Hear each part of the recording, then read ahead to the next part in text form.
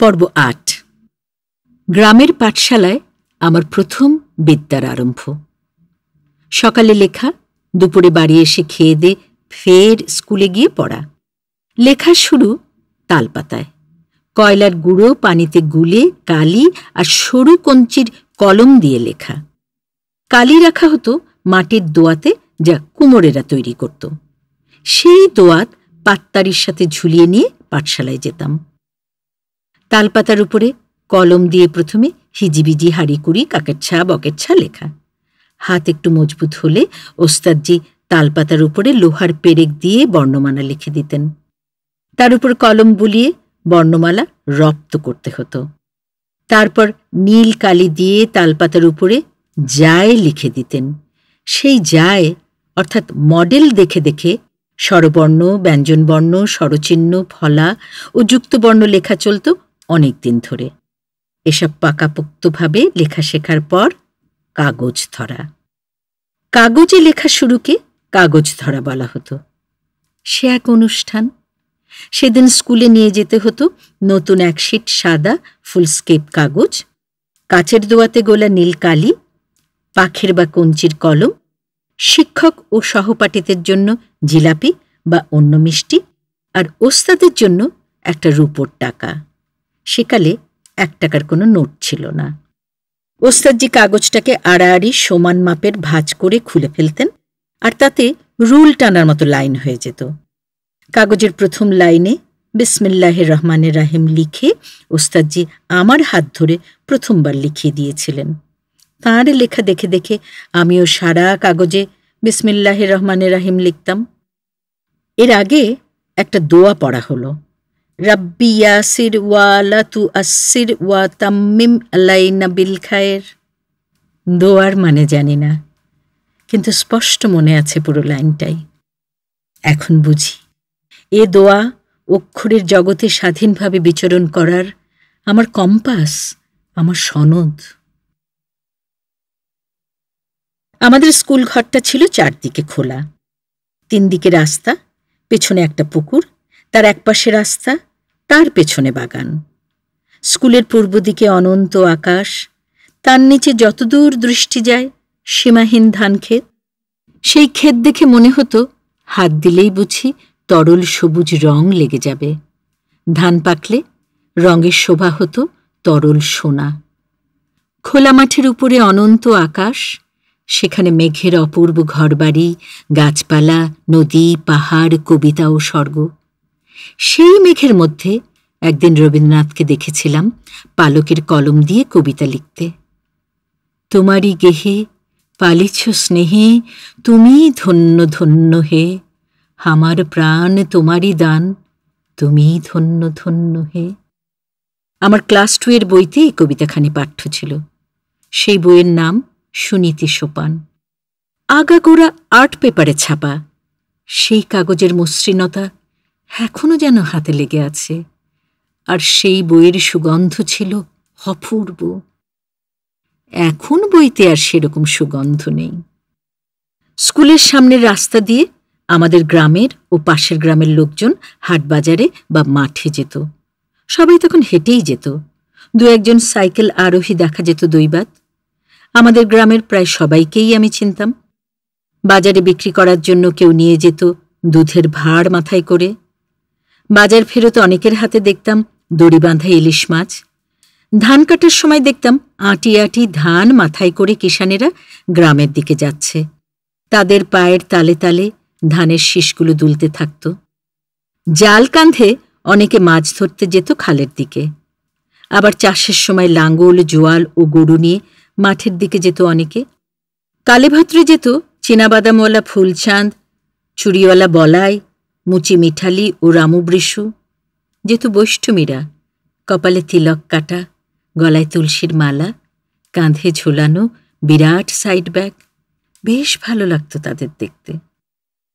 স্কুলের সামনে ফুটত শাপলা। ছোট অগভীর নালায় ছোট ছোট ফুলগুলোকে আমাদের দলের সাথী বলে মনে হতো।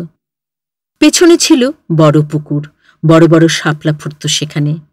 সেই পুকুর ভরা ছিল পানি ফলের ভাসমান লতা। স্কুল ঘরটা ছিল মাটির। দুটো ঘর জোড়া দিয়ে একটা বড় খোলা ঘর। বসার জন্য অল্প কয়টা বেঞ্চি ছিল, টেবিল চেয়ার ছিল এক সেট, কারণ শিক্ষক ছিলেন একজন। বেঞ্চিগুলো ছিল বড় ক্লাসের জন্য। আমরা বসতাম মাটিতে, তালপাতার ছোট ছোট চাটাইতে। বাড়িতে তৈরি করা চাটাই স্কুলে নিয়ে গিয়ে রাখা হতো, কেউ কারোরটা নিয়ে যেত না। পরবর্তীকালে দেখেছি সবাই যার যার চাটাই রোজ বাড়ি নিয়ে যেত, আবার পরদিন নিয়ে আসত। স্কুল আমার ভালোই লাগত, তবে অঙ্ক যে আমি বুঝতাম না তাও বুঝতে পারতাম না। ওস্তাদজি যোগ বিয়োগ শিখিয়ে দিলে বা ভুল শুধরে দিলে আবার অন্যরকম ভুল করে নিয়ে আসতাম। অঙ্কের দুর্বলতা এখনো আমার যায়নি। হাতের লেখাও সেই কাল থেকেই অপাঠ্য। হাতের লেখার জন্য আব্বার কাছে মার খেয়েছি একবারই। চোখের পানিতে আমি কিছুই দেখতে পাচ্ছিলাম না, তাই আবারও অক্ষর ভুল, আবার লেখা খারাপ হয়ে যাচ্ছিল। আমেরিকায় যখন পিএইচডি করছিলাম, আমার শিক্ষক ডক্টর মজমো রাগ করে জিজ্ঞেস করলেন, হু টট ইউ হ্যান্ড রাইটিং? আমার তাৎক্ষণিক উত্তর ছিল, আর ইউ জেলাস? দেখো, সব গ্রেটম্যানদের হাতের লেখা খারাপ হয়। তিনি হেসেছিলেন। স্কুলে একদিন মার খেয়েছিলাম চালাকি করতে গিয়ে। বাড়ির কাজের হাতের লেখা ওস্তাদজি পেন্সিল দিয়ে সই করে দিয়েছিলেন আরেকদিন। আমার চাচাতো ভাই মঈনুদ্দিন আমার সাথে পড়ত। সে ওস্তাদজির পেন্সিলের সই রাবার দিয়ে মুছে আবার আমাকে সাবমিট করতে বলে। সেদিন বাড়ির কাজ করে আনতে ভুলে গিয়েছিলাম। তার কুবুদ্ধি শুনে আমি তাই করি, আর যথাসময়ে ধরা পড়ে 2 হাতের পাতায় 2টো বেতের বাড়ি খাই। ব্যথা খুব পাইনি, কিন্তু দুঃখ পেয়েছিলাম প্রচণ্ড। ঘটনাটা তাই আজও মন থেকে মুছে যায়নি। দুষ্ট বুদ্ধির প্ররোচক ভাইয়ের লেখাপড়া বেশি দূরে গেয়নি। দারিদ্র্যের সাথে হাত মিলিয়ে সে বিধাতার হাতের লেখা ইরেজ করতে পারেনি। তার অনেক ছেলে মেয়ের পড়াশোনা সহ অনেক খরচ আমি বহুকাল চালিয়ে গেছি। ইদানিং তার ছেলেরা বড় হয়েছে, বাপের মতো হয়নি বলেই লেখাপড়া করে তারা এখন সুখের মুখ দেখছে, প্রাচুর্যের মধ্যে আছে। ছোটবেলায় আরও একবার মার খেয়েছিলাম মায়ের কাছে। উঠোন থেকে কারো ফেলে দেওয়া বিড়ি তুলে মুখে দিয়ে টান দিতে যাচ্ছিলাম, তক্ষুনি মা সামনে এসে হাজির। বস্তুটা আমার মুখ থেকে ফেলে দিয়ে গোটা 2 দামি দামি থাপ্পড় দিয়েছিলেন পিঠে। আরও একদিন ঘটেছিল আরেক ব্যাপার। আমাদের একটা পুকুর সংস্কারের জন্য কাদামাটি তোলা হচ্ছিল। আমি সেই পুকুরে নেমে সংস্কারের কাজ শুরু করে দিয়েছিলাম। সারা গায়ে কাদামাটি মেখে প্রায় মাটির মূর্তি হয়ে গিয়েছিলাম। মা এসে দেখেই আমাকে তাড়া করলেন।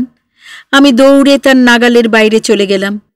গ্রাম ছাড়া ওই রাঙামাটির পথ পার হয়ে ধানক্ষেত, বাঁশবন, কলাবন পেরিয়ে কোথায় যে গিয়ে লুকালাম নিজেও মনে হয় জানি না। সারাদিন কেউ আমাকে খুঁজে পায়নি। তারপর যখন আমাকে পাওয়া গেল, মায়ের রাগ তখন পড়ে গেছে, বরং খুবই চিন্তিত হয়ে পড়েছিলেন। আমাকে ধোয়া মোছা করিয়ে খাওয়া দাওয়া শেষ করে ঘুমের জন্য ব্যস্ত হয়ে পড়ল বাড়ির সবাই। গ্রামের পাঠশালায় আমি 2য় শ্রেণী শেষ করে বৃত্তি পরীক্ষা দিই। পরীক্ষার নাম এলপি, মানে লোয়ার প্রাইমারি। পরীক্ষা নিতে সদর থেকে ইন্সপেক্টর আসতেন। পরীক্ষা খুব সম্ভব মৌখিক হতো।